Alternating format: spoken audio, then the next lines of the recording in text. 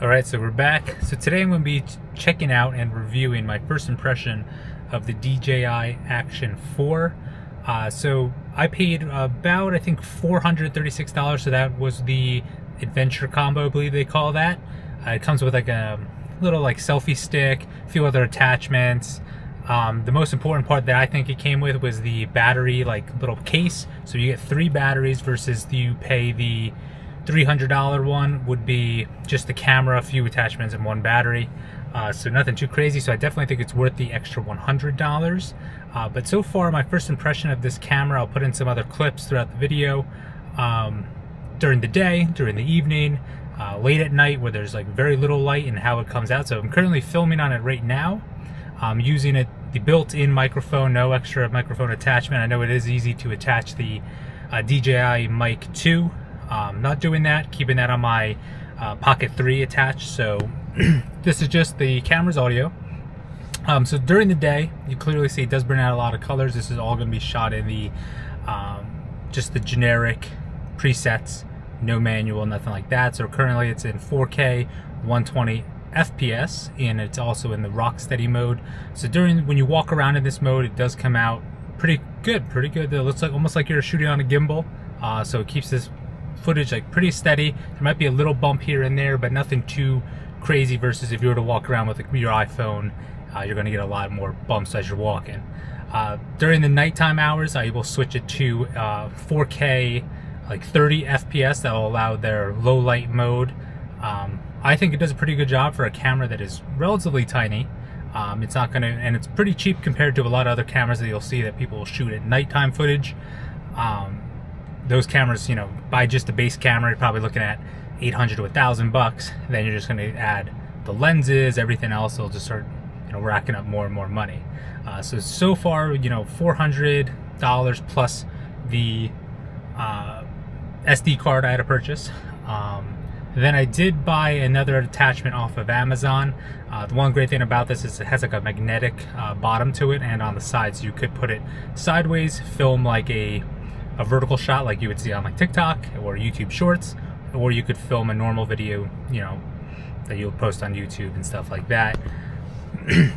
So the attachment I bought ended up costing, I think it was about $34, $35.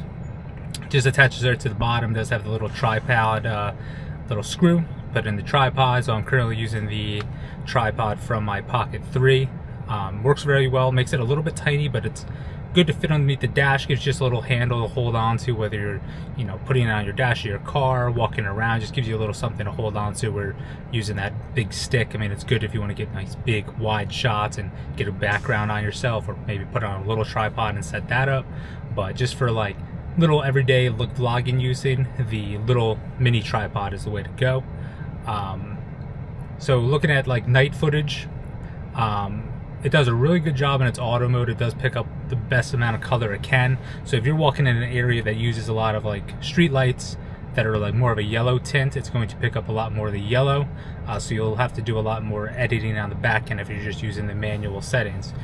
If you switch it to a D-Log, it kind of gives you a little bit more control of editing the footage and the colors and stuff like that. But pretty much what I ended up doing with the auto settings in their night low light mode was just to kind of reduce the tint, make it more of a bluish tint, and the hues and stuff, make it a little bit more blue, so it comes out a little bit less yellow. You look a little bit less orange. The noise is there, but you can expect that with any kind of dark footage, whether you're shooting on an iPhone, the Pocket 3, or pretty much any other camera if you're just using the base auto modes. So far I've been pretty happy with this. I knew Disney going to go out on some of their dark rides, so I'm definitely going to test it out on that to see how those rides look. So such as Tiana's Bayou Adventure, Pirates of the Caribbean. Let's see what other ones we could go on, Frozen. I definitely want to see how well it picks up the colors in a low light ride setting. Also, being in Florida, especially it's coming, we're in August, September. I definitely want to see how it handles in rain. See if it's as waterproof as they say. I know a lot of good reviews come out of any of these action cameras, whether it's a GoPro or the Action 4. The one thing when I did make my decision of picking out this over the GoPro Hero 12 was the nighttime footage looks a lot better on the Action 4 compared to a GoPro Hero 12. The GoPros look phenomenal during the day. I would say the Action 4 looks really good as well. It's just that nighttime footage, when you look at the GoPro Hero 12, it does come out super dark versus the Action 4 that does try to pick up as much light as possible and give you pretty good footage to work with, even in really dark settings. So I'll have a lot of those examples showing. I'm going to show just some walking footage, but so far walking wise looks good. You know, on beautiful bright sunny days, footage looks great, picks up the nice blue sky, you know, the green leaves on trees, picks up pretty much everything you could ever want in a camera. Nighttime footage wise, you know, it's again a little bit darker out, still looks pretty good. You know, in that evening sunset time, camera looks good, picks up, like if you have a nice sunset, we'll pick that up pretty well. Then nighttime comes around. I've noticed when I was driving my car, if you look and see, like, you'll pick up the street lights, everything looks good. You know, obviously it's going to be dark out, you know, you can only see so much. Even with your normal eyes, it's going to look dark, but the camera does a great job of picking up light. So you could see those traffic lights, you'll see other cars driving by. So if you want to, you know, go walk around a city, it's going to look great at nighttime city photos and videos. Walking around a neighborhood so much, a little bit darker neighborhoods because people want to be sleeping, so it's not going to be as bright as like city life or driving around town, like a more dense populated part of the town. It'll look a lot, you know, better because there's a lot more lights around. But so far, my first impression of the camera, it is great. Could I say this is a better alternative to like using your iPhone? Yes. iPhones, I mean, you always have so much limitations. Like, say if you have a lot of photos, you have a lot of apps, you know, the memory's going to get filled up. Versus having something dedicated just for videos that you don't have to worry about the footage filling up your phone, and then when you go to edit it, you're going to probably edit it on your phone. I use my iPad, but editing it on your phone, you know, you're pretty much saving those the video clips twice because you're having it on your phone, then you're going to transfer it into whatever software you're using to edit your videos, and then the video is going to pretty much be duplicated. So now you have to account for having double the storage on your phone just to account for that one video that you're going to be working on. So that's one plus side that I've seen with this versus just working on your phone or purchasing like any other camera, because some cameras, I mean, you could get a good vlogging camera, but you're also going to be paying a lot more. I think I've seen some cheaper ones that may be like $300 to $500, but if you want a nice good quality 4K mirrorless camera, you're probably looking closer to $700, $800, and then you're going to want to buy a little tripod for it. You're probably going to buy a mic for it, and that's just going to keep adding up to probably closer to $1,000. Is this better than the my Pocket 3? I would say they're pretty close. I said this one I do like versus the Pocket 3 because it is a little bit more durable. With the Pocket 3, I am a little concerned with the gimbal. It also can't get wet. So those are the two flaws with that. So the gimbal, when I go on those rides and stuff, a little bit rougher rides, or, you know, throwing it in my bag or something like that, I know it does come with a case. That does still concern me versus a camera like this where it's pretty much meant to get knocked around a little bit. It's a little bit more sturdy. Can it get wet? So that's why this one I think I do prefer with some, I guess, more rougher footage I'm trying to get. The one downside I did notice with this, I think it's maybe just an iPad and a Mac kind of issue. When I do download it from the app, because that's why one of the main reasons I got this camera was with the DJI app, I can just download the footage right to my phone, my iPad, right from the app. I don't have to take the SD card out, it just goes right there. But I noticed the one thing was when I would download it from the app to my iPad, the videos, especially the videos that are in 4K 120, it started off in regular speed, camera looks good, and then the footage starts getting a little choppy, and then it goes into a slow motion.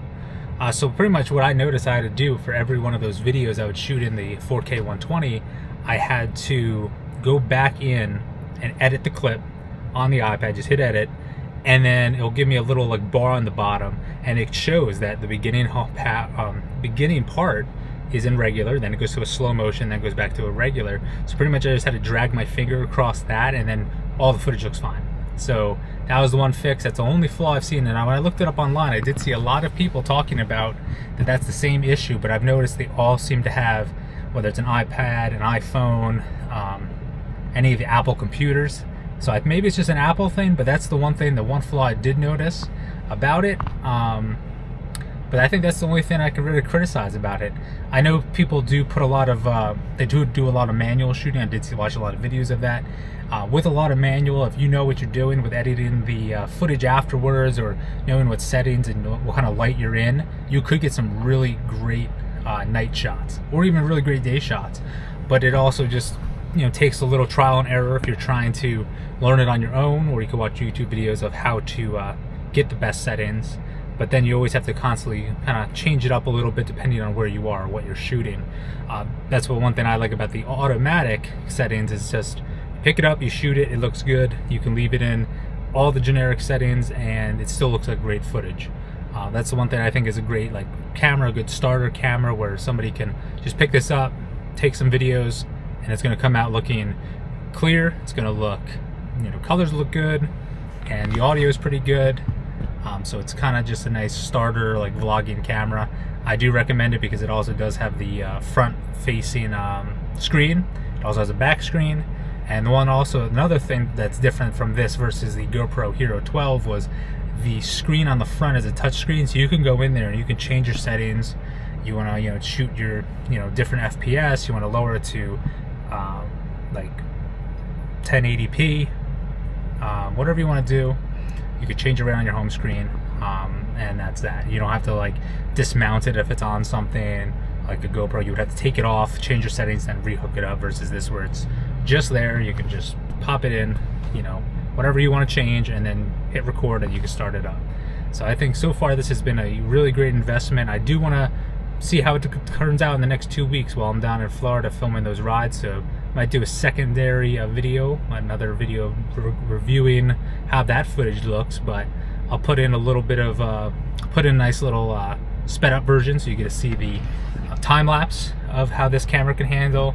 I have some of the night stuff in here, some day stuff, some walk-in. You get to see a little bit of everything here, but definitely want to check it out in a few weeks, see how it holds up against the rides, do a secondary opinion on it after I've had it for, let's see, it would be at that time probably about 3 weeks or so I'll have a better understanding of everything. But so far, my first impression, great camera, happy with this investment, and I think it's going to really help out in more of the rougher weather, rougher rides, rougher footage that I'm taking, where the gimbal and the Pocket 3 wouldn't be able to handle, and even the iPhone sometimes, because I have not a newer iPhone, but it's the iPhone 12 Pro Max, which does a decent job on stuff, but once it gets to that evening hours, it just doesn't really hold up as much as some of the nicer cameras you see online and stuff like that.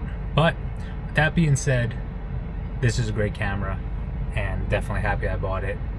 And until next time.